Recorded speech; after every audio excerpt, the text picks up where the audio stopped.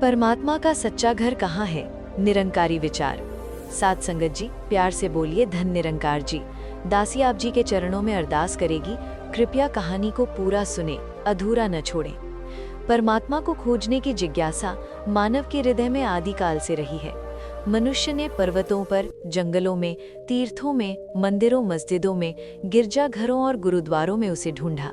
किसी ने कहा वो स्वर्ग में रहता है, किसी ने कहा वो कैलाश पर विराजमान है, तो किसी ने कहा वो वैकुंठ का स्वामी है। पर प्रश्न आज भी वही है, परमात्मा का सच्चा घर आखिर है कहाँ? ये प्रश्न केवल जिज्ञासा नहीं, बल्कि आत्मिक यात्रा की शुरुआत है। जब तक मनुष्य इस प्रश्न को भीतर से नहीं पूछता, तब तक वो केवल परंपराओं का पालन करता है, सच्चाई की अनुभूति नहीं करता। सबसे पहले हमें घर शब्द को समझना होगा। घर केवल ईंट पत्थर की इमारत नहीं होता। घर वो स्थान होता है जहाँ किसी का वास्तविक वास हो, जहाँ उसकी उपस्थिति का अनुभव हो, जहाँ से जीवन को दिशा मिलती हो। यदि हम कहें कि परमात्मा का घर कोई भवन है, तो इसका अर्थ होगा कि परमात्मा सीमित है, एक स्थान विशेष तक बंधा हुआ है। लेकिन निरंकारी विचार हमें सिखाता है कि परमात्मा निराकार है, असीम है, सर्वव्यापक है। जो असीम है वो किसी सीमित घर में कैसे रह सकता है? अक्सर कहा जाता है मंदिर में भगवान रहते हैं, मस्जिद अल्लाह का घर है, गुरुद्वारा वाहिगुरु का निवास है। निरंकारी दृष्टि से देखें तो ये सभी साधना स्थल हैं, याद करने के स्थान हैं, लेकिन परमात्मा को इनमें सीमित कर देना सत्य नहीं है। यदि परमात्मा केवल मंदिर में होता तो बाहर निकलते ही वो कहाँ चला जाता?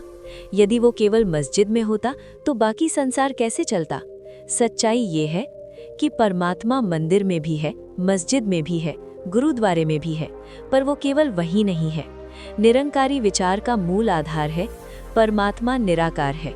निराकार का अर्थ है जिसका कोई रूप नहीं, कोई आकार नहीं, कोई रंग नहीं, कोई सीमा नहीं।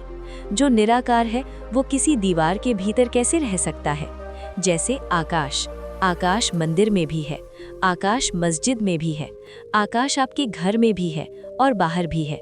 लेकिन हम कभी ये नहीं कहते कि आकाश का घर मंदिर है। क्यों? क्योंकि हम जानते हैं कि आकाश सर्वत्र है। उसी प्रकार परमात्मा भी सर्वत्र है। निरंकारी सद्गुरु बार बार समझाते हैं, परमात्मा का सच्चा घर मानव का हृदय है।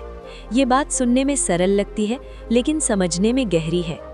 हृदय का अर्थ केवल मांस का वो टुकड़ा नहीं जो शरीर में धड़कता है, बल्कि चेतना, भावना, प्रेम, करुणा, सच्चाई। जब हृदय शुद्ध होता है, अहंकार से मुक्त होता है, तब वहीं परमात्मा का वास अनुभव होता है। क्योंकि मंदिर में हम कभी कभी जाते हैं, लेकिन हृदय हमारे साथ हर पल रहता है। यदि परमात्मा का घर बाहर होता तो हम उससे कभी कभी ही जुड़ पाते, लेकिन जब उसका घर हमारे भीतर है तो हम हर क्षण उससे जुड़ सकते हैं। निरंकारी विचार यही सिखाता है, परमात्मा को बाहर नहीं, भीतर खोजो। बहुत लोग कहते हैं हम तो रोज पूजा करते हैं, हम तो रोज नमाज पढ़ते हैं, हम तो रोज पाठ करते हैं। लेकिन प्रश्न ये है, क्या बिना ज्ञान के सच्चा अनुभव संभव है? निरंकारी विचार कहता है, ज्ञान के बिना भक्ति अंधी है। जब तक हमें ये ज्ञान नहीं होता कि परमात्मा निराकार है और सर्वव्यापक है, तब तक हम उसे सीमित समझते रहते हैं। सद्गुरु से प्राप्त ब्रह्म ज्ञान वो चाबी है जो हृदय के द्वार को खोलती है। जिस हृदय में द्वेष नहीं, घृणा नहीं, ईर्ष्या नहीं, अहंकार नहीं, वहीं परमात्मा प्रकट होता है। परमात्मा को किसी फूल, दीपक या प्रसाद की आवश्यकता नहीं, उसे चाहिए निर्मल मन और प्रेम से भरा हृदय।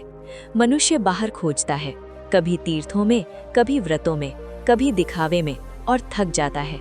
लेकिन भीतर की खोज शांति देती है, संतोष देती है, स्थिरता देती है। निरंकारी विचार हमें बाहरी आडंबर से निकालकर आंतरिक सच्चाई की ओर ले जाता है। यदि परमात्मा का सच्चा घर हृदय है, तो इसका अर्थ है हर मानव में परमात्मा का वास है। ये विचार जीवन को बदल देता है।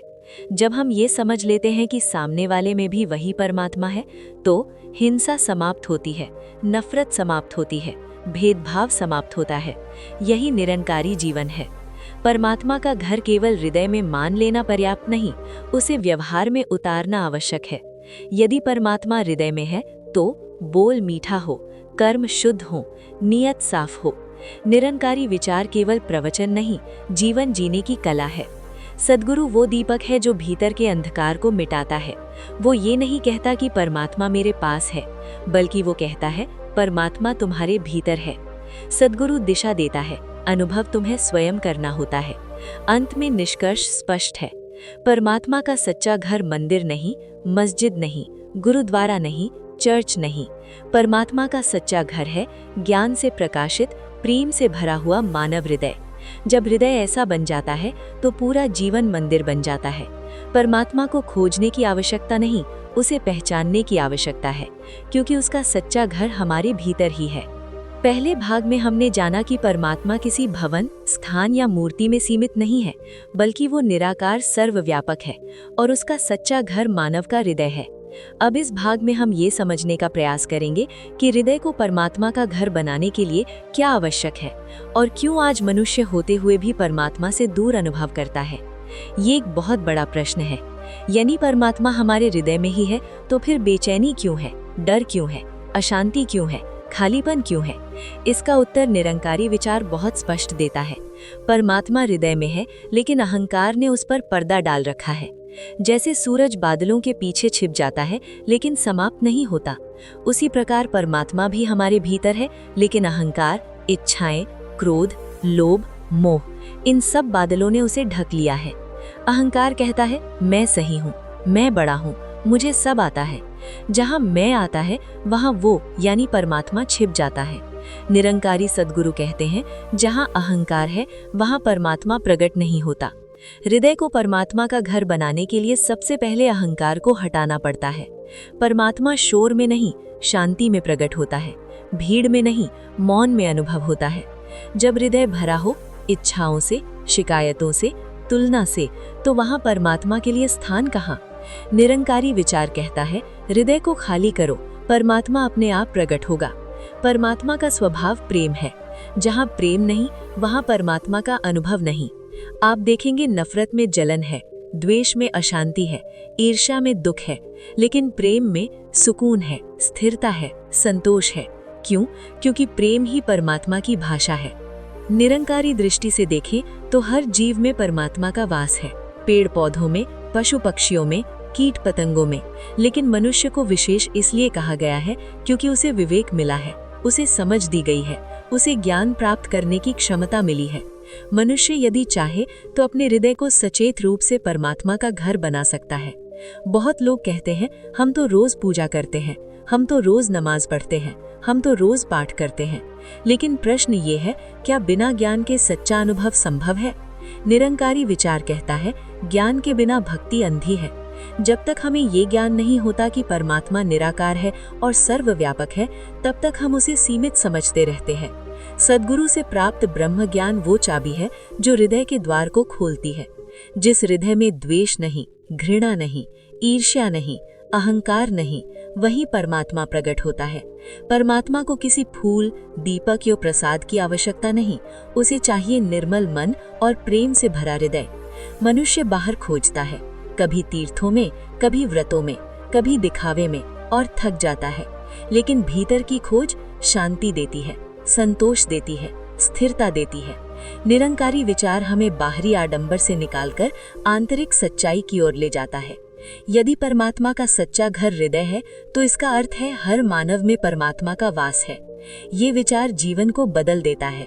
जब हम ये समझ लेते हैं कि सामने वाले में भी वही परमात्मा है, तो हिंसा समाप्त होती है, नफरत समाप्त होती है, भेदभाव समाप्त होता है। यही निरंकारी जीवन है। परमात्मा का घर केवल हृदय में मान लेना पर्याप्त नहीं, उसे व्यवहार में उतारना आवश्यक है। यदि परमात्मा हृदय में है तो बोल मीठा हो, कर्म शुद्ध हो, नियत साफ हो। निरंकारी विचार केवल प्रवचन नहीं, जीवन जीने की कला है। सद्गुरु वो दीपक है जो भीतर के अंधकार को मिटाता है।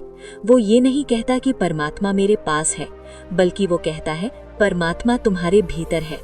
सद्गुरु दिशा देता है, अनुभव तुम्हें स्वयं करना होता है। अंत में निष्कर्ष स्पष्ट है, परमात्मा का सच्चा घर मंदिर नहीं, मस्जिद नहीं, गुरुद्वारा नहीं, चर्च नहीं। परमात्मा का सच्चा घर है ज्ञान से प्रकाशित, प्रेम से भरा हुआ मानव हृदय। जब हृदय ऐसा बन जाता है तो पूरा जीवन मंदिर बन जाता है। परमात्मा को खोजने की आवश्यकता नहीं, उसे पहचानने की आवश्यकता है, क्योंकि उसका सच्चा घर हमारे भीतर ही है। पहले भाग में हमने जाना कि परमात्मा किसी भवन, स्थान या मूर्ति में सीमित नहीं है, बल्कि वो निराकार सर्वव्यापक है और उसका सच्चा घर मानव का हृदय है। अब इस भाग में हम ये समझने का प्रयास करेंगे कि हृदय को परमात्मा का घर बनाने के लिए क्या आवश्यक है और क्यों आज मनुष्य होते हुए भी परमात्मा से दूर अनुभव करता है। ये एक बहुत बड़ा प्रश्न है। यानी परमात्मा हमारे हृदय में ही है, तो फिर बेचैनी क्यों है, डर क्यों है, अशांति क्यों है, खालीपन क्यों है? इसका उत्तर निरंकारी विचार बहुत स्पष्ट देता है। परमात्मा हृदय में है, लेकिन अहंकार ने उस पर पर्दा डाल रखा है। जैसे सूरज बादलों के पीछे छिप जाता है लेकिन समाप्त नहीं होता, उसी प्रकार परमात्मा भी हमारे भीतर है, लेकिन अहंकार, इच्छाएं, क्रोध,